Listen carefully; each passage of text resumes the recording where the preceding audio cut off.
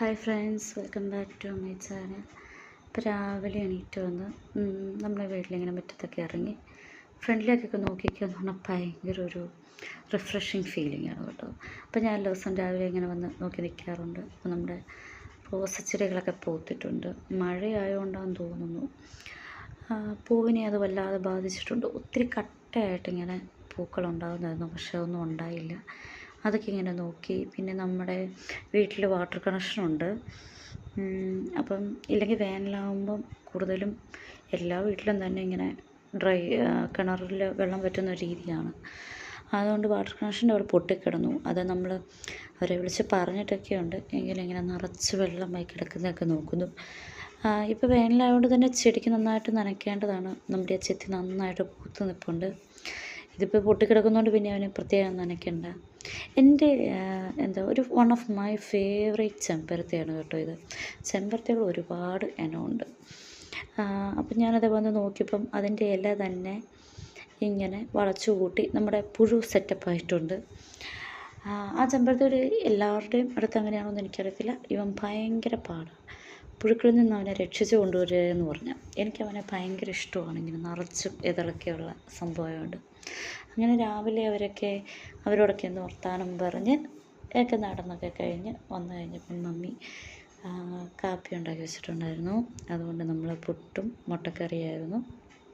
അതൊക്കെ കഴിച്ചു. അതൊക്കെ കഴിഞ്ഞ് പഠിക്കാനിരിക്കാം എന്ന് വിചാരിച്ചു. ഇപ്പോൾ വേനൽക്കാലം ആയതുകൊണ്ട് തന്നെ എവിടെയാണോ തണുപ്പ് അവിടെ നോക്കിപ്പോയി ഇരുന്ന് പഠിക്കുക എന്നുള്ളതാണ് ഒരു രീതി. അല്ലാതെ സ്ഥിരം സ്റ്റഡി ടേബിളോ കാര്യങ്ങളോ ഒന്നും തന്നെ ഇരുന്നങ്ങനെ പഠിക്കാറൊന്നും പറ്റാറില്ല കേട്ടോ. എന്താ പറയുക, എന്നെ സംബന്ധിച്ച് കഴിഞ്ഞ ഒരു LDC നമ്മൾ ഡിസംബർ മാസം എഴുതി കഴിഞ്ഞ് ഭയങ്കര ഒരു മടുപ്പോ മടിയോ ഒരു സ്റ്റഡി ബ്ലോക്കോ അങ്ങനെ ഏതാണ്ട് ഒരു സംഭവം എന്നെ വന്ന് കൂടിയിട്ടുണ്ട് കേട്ടോ. മടിയെന്ന് പറയാൻ പറ്റില്ല. കാരണം എന്താണെന്ന് ചോദിച്ചു കഴിഞ്ഞാൽ മനസ്സിലിങ്ങനെ പഠിക്കണം, ഇന്ന പോർഷൻസ് തീർക്കണം എന്ന് ഭയങ്കര ഒരു ഇതുണ്ട്. പക്ഷേ മനസ്സിൽ വിചാരിക്കുന്ന അത്രയും നമുക്ക് അങ്ങോട്ട് എത്തിപ്പെടാൻ പറ്റുന്നില്ല. നമ്മളിവിടെ ഒരു സീരീസ് തുടങ്ങിയപ്പോൾ തന്നെ ഞാൻ പറഞ്ഞായിരുന്നു കണ്ടിന്യൂസ് ആയിട്ട് നമുക്ക് വീഡിയോസ് ഇടണം എന്ന്. അത് വേറൊന്നുമല്ല കേട്ടോ, എൻ്റെയൊക്കെ ചാനൽ ഭയങ്കര വ്യൂസ് കുറവും ഒന്നുമില്ല, ഭയങ്കര ഒന്നും തന്നെ ഇല്ലയെന്ന് തന്നെ പറയാം. അപ്പോൾ പിന്നെ ഞാൻ തന്നെ അതൊരു വീഡിയോസ് ഇടുന്നത് കുറച്ച് എഡിറ്റ് ചെയ്യുന്ന ടൈം കൺസ്യൂമിങ് ആണ് എന്നതിനപ്പുറത്തേക്ക് ഒരു വോയിസ് ഓവർ കൊടുക്കുന്ന ടൈമിനപ്പുറത്തേക്ക് വലിയ ഇതായിട്ടൊന്നും ഞാൻ കൂടുതൽ ഷൂട്ട് ചെയ്യുന്നില്ല. അതുകൊണ്ട് തന്നെ വലിയ സമയം എടുക്കില്ല എന്ന് വിചാരിച്ചത് ചെയ്യാമെന്ന് വിചാരിച്ചത് വേറൊന്നുമല്ല. എനിക്ക് തന്നെ അതെങ്കിലും ചെയ്യണമല്ലോ എന്നോർത്ത് പഠിക്കുമല്ലോ എന്നൊക്കെ കരുതിയാണ്.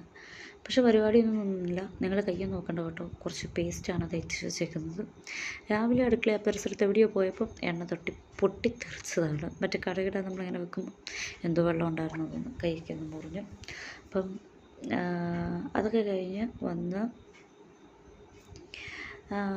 അതിൻ്റെയാണ് കേട്ടോ ആ വെള്ളപ്പാട് കയ്യിലുണ്ടായിരുന്നത്.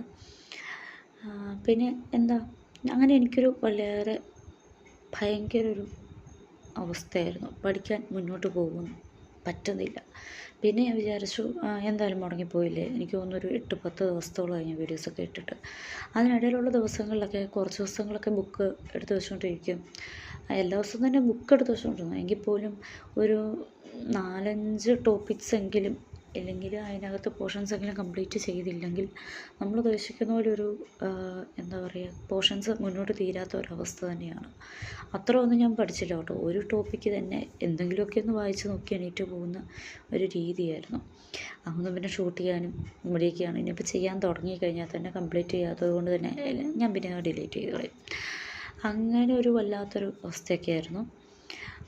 അത് കഴിഞ്ഞ് ഞാൻ വിചാരിച്ചു മനുഷ്യനല്ലേ, അങ്ങനെയൊക്കെ ഉണ്ടാവും. കുറവുകളില്ലാത്ത തെറ്റില്ലാത്ത മനുഷ്യരില്ലല്ലോ.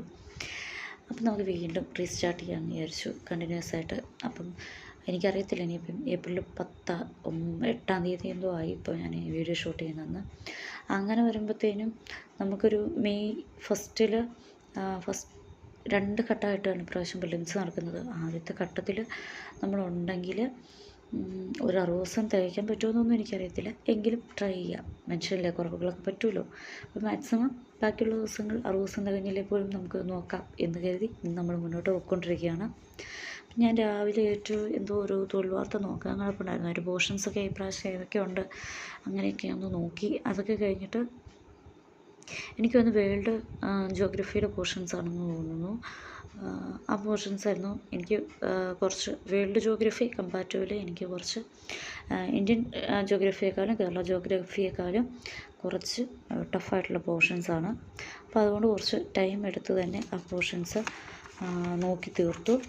അത് കഴിഞ്ഞിട്ട് നമ്മളതിൻ്റെ കണക്റ്റിംഗ് ഫാക്ട്സ് ഇപ്പം ഉണ്ടെങ്കിൽ അതൊക്കെ നോക്കുക. പിന്നെ അത് കഴിഞ്ഞിട്ട് റാങ്ക് ഫയലോ നിങ്ങൾ ഏതാണ് ബുക്സ് യൂസ് ചെയ്യുക വേൾഡ് ജിയോഗ്രഫി പഠിക്കാനായിട്ട് ആ പോർഷൻസ് എടുത്ത്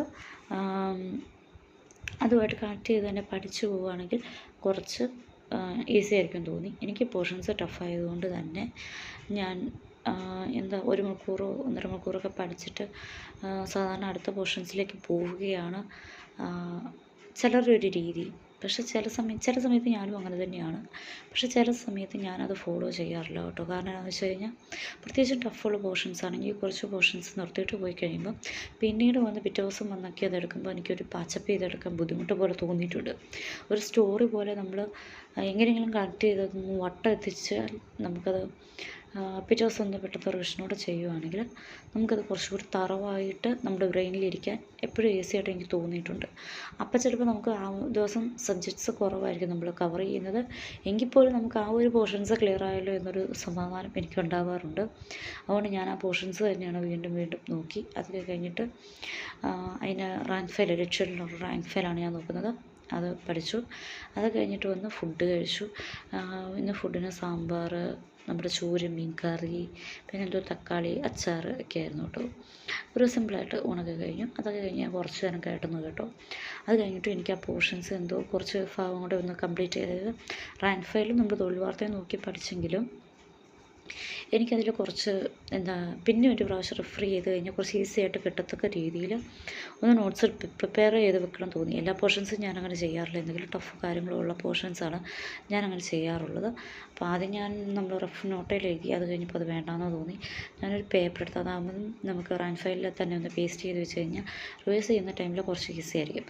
അതുകൊണ്ട് ഞാനൊരു പേപ്പർ എടുത്തിട്ട് അതിൽ ആ പോർഷൻസ് ഫിഗറൊക്കെ വരയ്ക്കാനുള്ളതാണെങ്കിൽ ഫിഗറൊക്കെ ഒന്ന് നമ്മുടെ കാറ്റിൻ്റെ പോർഷൻസ് എന്തായിരുന്നു ഞാൻ പഠിച്ചെന്ന് തോന്നുന്നു.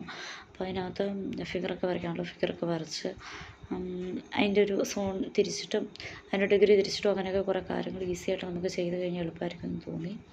ഞാൻ അങ്ങനെ ഒരു പോർഷൻസ് ആ പേപ്പറിലൊന്ന് റെഡിയാക്കി വെച്ചു. അതാണെങ്കിൽ പിന്നെ നമുക്ക് റിവിഷൻ ചെയ്യുമ്പോൾ ഭയങ്കര ഈസി ആയിരിക്കും കേട്ടോ. അങ്ങനെയുള്ള പോർഷൻസ് എല്ലാ പോർഷൻസും ഞാനിങ്ങനെ നോട്ട്സ് ചെയ്ത് വെക്കാറില്ല. കാരണം ടൈം കൺസ്യൂമിങ് ആണ്.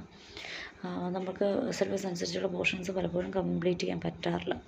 അതൊക്കെ കഴിഞ്ഞ് അല്ലറ ചില്ലറ ജോലികളൊക്കെ നമ്മുടെ വീട്ടിൽ ഈവനിങ് എന്തെങ്കിലുമൊക്കെ ഹെൽപ്പ് ചെയ്ത് കൊടുക്കണമെങ്കിൽ ഞാൻ കൂടുതലും ക്ലീനിങ്, മുറ്റത്തെ പരിപാടികൾ, ഇങ്ങനെയൊക്കെയുള്ള പരിപാടികളായിരിക്കും നോക്കുക. അതുകൊണ്ട് ആ ഒരു ടൈമിൽ വെയിലൊക്കെ ആറി കഴിഞ്ഞിട്ടായിരിക്കും ഞാൻ കൂടുതലത് നോക്കുക. അതൊക്കെ കഴിഞ്ഞ് കുളിച്ച് ഫ്രഷായി വന്ന് ഞങ്ങൾ പ്രാർത്ഥിക്കുന്നവരൊക്കെ ആണെങ്കിൽ നല്ല കാര്യമാണ്, പ്രാർത്ഥിക്കുക. ഒന്ന് മറ്റൊക്കെ റിഫ്രഷായി വന്നു. അപ്പം മമ്മി ചേമ്പ് പുഴുങ്ങിയിട്ടുണ്ടായിരുന്നു. അപ്പം ഞാനതൊരു 2 പീസ് എടുത്തോളൂ കേട്ടോ. 2 പീസ് എടുത്ത് നല്ല മുളകൊക്കെ ഉടച്ചിട്ട് അതൊന്ന് കഴിച്ചു.